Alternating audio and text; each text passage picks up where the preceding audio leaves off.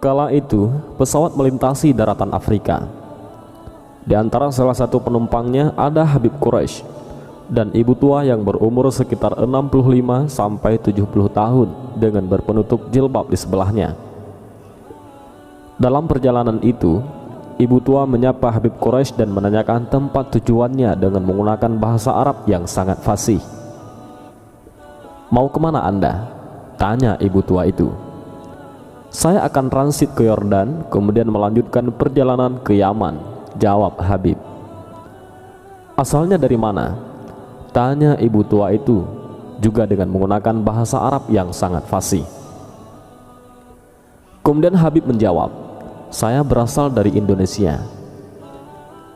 Karena mengetahui Habib Quraisy orang Indonesia, kemudian ibu tua itu menggunakan bahasa Indonesia dengan sangat fasih. Padahal dari perbincangannya, beliau tahu bahwa ibu tua itu adalah wanita kelahiran Jerman dan warga negara Jerman. "Adik di Indonesia itu dari mana?"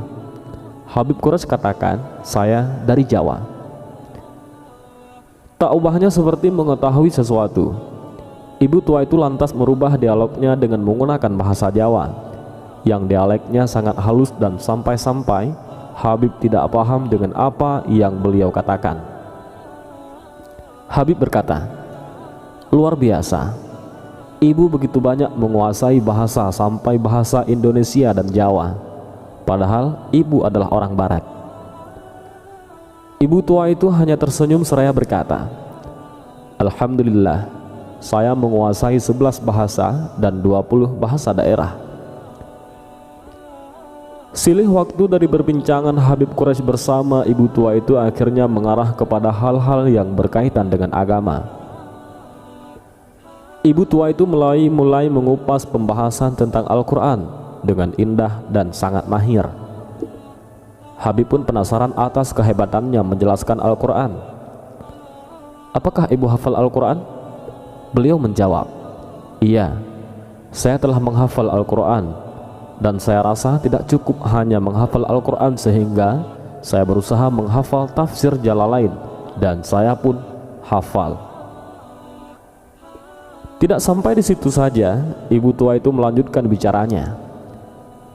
"Namun Al-Quran harus bergandengan dengan hadis, sehingga saya berupaya untuk menghafal hadis tentang hukum, sehingga saya hafal kitab hadis Bulughul Maram di luar kepala.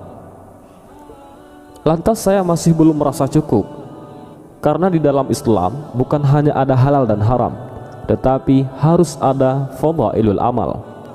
Maka saya memilih kitab Riyadhus Shalihin untuk saya hafal." Kata ibu itu menuturkan pendalamannya tentang Islam kepada Habib Quraisy.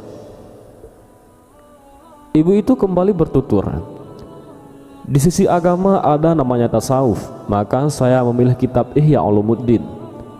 Dan sampai saat ini saya sudah 50 kali mengkhatam membacanya. Karena seringnya membaca Ihya Ulumuddin, sampai pada akhirnya bab Ajaibul Qulub saya hafal di luar kepala." Habib Quraisy kagum melihat kehebatan dan luar biasanya ibu itu. Namun karena tidak percaya begitu saja, akhirnya Habib mencoba untuk memberikan tes dari kebenaran perkataannya itu. Apakah ia benar telah menghafal Al-Quran? Apakah benar ia menguasai tafsir Jalalain tentang asbabun nuzul dan kaul Ibnu Abbas? Setelah melalui beberapa pertanyaan, ternyata benar ibu itu hafal Al-Quran dan bahkan mampu menjawab tafsirnya dengan piawai dan mahir. Ketika Habib mengangkat permasalahan Ihya Mawad yang ada dalam kitab Bulughul Maram, ibu tua itu pun menjabarkannya dengan cukup jelas. Dan ketika Habib membahas tentang hadis Riyadhus Shalihin, ibu tua itu pun menyebutkan sesuai apa yang disebutkan dalam kitab Dalailul Falihin sebagai syarah kitab hadis tersebut. Dan lagi ia menjelaskan masalah psikologi hati berbasis kitab Ihya Ulumuddin pada pasal Ajaibul Qulub. Kembali Habib dibuat terkagum dan heran akan kehebatan ibu tua itu dengan menggeleng-gelengkan kepalanya. Pesawat akan mendarat di airport. Lalu ibu tua itu mengambil tasnya yang ada di kabin. Karena sudah merasa kenal, Habib pun membantu menurunkan 3 tasnya ke lantai pesawat. Namun apa yang terjadi? Subhanallah, saat ibu itu menunduk untuk mengambil tasnya, ternyata keluar dari balik jilbabnya seutas kalung salib. Seperti petir menyambar di siang bolong, Habib Quraisy menunduk lemah. Ibu itu pun tersenyum dan berkata, "Akan kujelaskan padamu nanti di hotel." Habib akan transit selama sehari semalam. Begitupun dengan ibu tua itu. Di ruang tunggu dia tunjukkan nomor kamarnya kepada Habib dan berjanji bertemu di ruang lobi restoran. Keduanya akhirnya bertemu. Kepada Habib Quraisy ia mengatakan, "Saya bukan orang Kristen. Mengapa saya keluar dari Kristen? Karena saya menganggap Kristen itu hanya dongeng belaka. Dan kalung ini bukan berarti saya Kristen, tetapi kalung ini pemberian dari almarhumah ibu saya." Ia mengatakan bahwa ia telah mempelajari Kristen, Hindu, dan juga Islam. Ia mengungkapkan ketertarikannya mengenai keagungan yang ada di balik wahyu Allah dan hadis Nabi Muhammad. Lalu Habib bertanya, "Apa agama ibu sekarang?" Ibu itu mengatakan, "Saya tidak beragama." Andai ibu masuk Islam, begitu membaca 2 kalimat syahadah, ibu akan langsung mendapat titel ulama karena luasnya ilmu yang dimiliki, kata Habib. Ia menjawab, "Mungkin karena saya belum mendapat hidayah dari Allah." Seketika itu Habib Quraisy meneteskan air matanya dan bersyukur kepada Allah. Bagaimana orang seperti dia yang sudah hafal 30 juz Al-Quran dan hadis-hadis belum Allah izinkan untuk beriman kepadanya, sementara kita tanpa usaha apapun telah dipilih oleh Allah untuk menjadi seorang muslim? Adakah yang tahu betapa mahalnya hidayah? Setinggi-tinggi ilmu, seluas-luasnya pengetahuan, sedalam-dalamnya pemikiran, dan sekuat-kuatnya hafalan 30 juz Al-Quran dan hadis tidaklah mampu menggapai hidayah.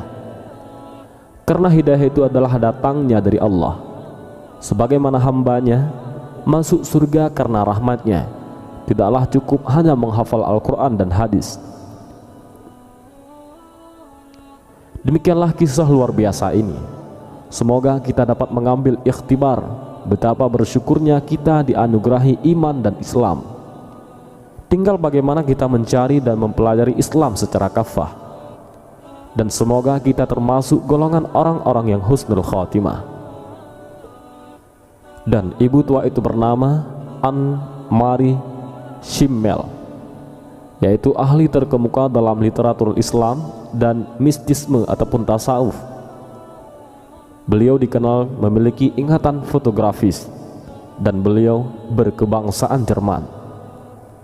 Dan beliau juga seorang profesor yang mengajar di 3 universitas terkenal di 3 negara yang berbeda. Beliau wafat pada tahun 2003 di usia 80 tahun. Dan entah bagaimana akhir kisah tentang keimanannya di sisa akhir hidupnya. Wallahu a'lam bishawab.